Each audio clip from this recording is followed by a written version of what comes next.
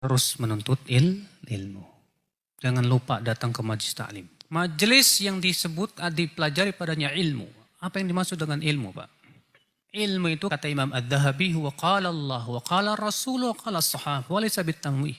Kata Imam Adz-Dzahabi, ilmu itu adalah firman Allah, sabda Rasulullah, dan apa yang dipahami oleh para sahabat Rasulullah, bukan yang dibuat-buat. Bukan hanya sebatas hasil pemikiran. Ya. Mal ilmu masbuka lil khilafi safahatan bainat nasy wa baina ra'yi faqih. Kata beliau, ilmu itu bukan mempertentangkan antara pendapat manusia dengan dalil. Salah.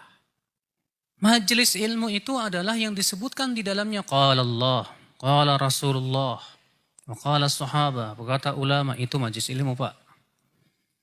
Tapi kalau di majelis itu diajarkan bid'ah, sebatas pemikiran, ra'yu, dan yang lainnya, ketahuilah itu bukan majelis ilmu. Majelis yang di dalamnya dari awal sampai akhir cuma ketawa ketiwi. Ya akhi, yang seperti ini bukan majelis yang membuat hati kita itu lembut. Kenapa? Karena Nabi mengatakan bahwa banyak tertawa itu mengeraskan hati.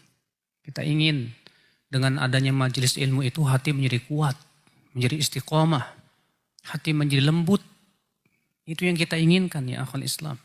Majelis ilmu itu seperti charger buat HP kita. Ketika HP kita udah mulai soak nih baterainya, segera di charger. Iman juga bisa soak, Mas. Kalau kita lama nggak ke majelis taklim, itu akan sedikit demi sedikit kita akan menjauh. Dan jauh dari keimanan, sahih. Yang kita khawatirkan itu ketika iman kita erosi, kita nggak ngerasa. Kita ngerasa kayaknya iman saya biasa-biasa aja teh. Nggak terjadi erosi, padahal terjadi erosi yang menakutkan.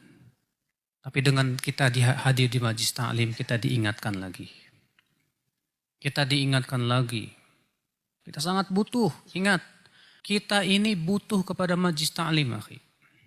Dan jadikan majelis ilmu itu kebutuhan kita. Bahkan kebutuhan kita melebihi makanan dan minuman. Karena makanan dan minuman itu untuk kehidupan badan. Sedangkan majelis ilmu itu untuk kehidupan hati. Dan kehidupan hati lebih besar dibandingkan dengan kehidupan badan. Naam ya akhwan Islam. Makanya berapa banyak ayat Al-Quran dan hadis-hadis Nabi SAW yang menganjurkan kita untuk menuntut ilmu. Ya, silakan Anda baca dalam Al-Quran, anjuran untuk menuntut ilmu. Surat yang pertama yang selalu kita baca setiap harinya, lebih dari 17 kali. Apa itu? Ihdinas siratal mustaqim. Itu permintaan ilmu.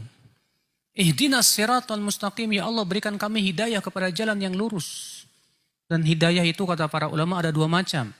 Hidayah ilmu dan hidayah taufik. Kekuatan untuk mengamalkan ilmu. Kita butuh dua hidayah ini, Pak. Agar kita bisa meretas jalan yang lurus itu kita butuh dua hidayah ini. Hidayah yang pertama ilmu. Hidayah yang kedua amal.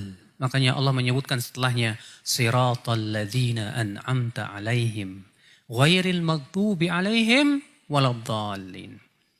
Itu jalannya orang-orang yang Engkau berikan nikmat atas mereka.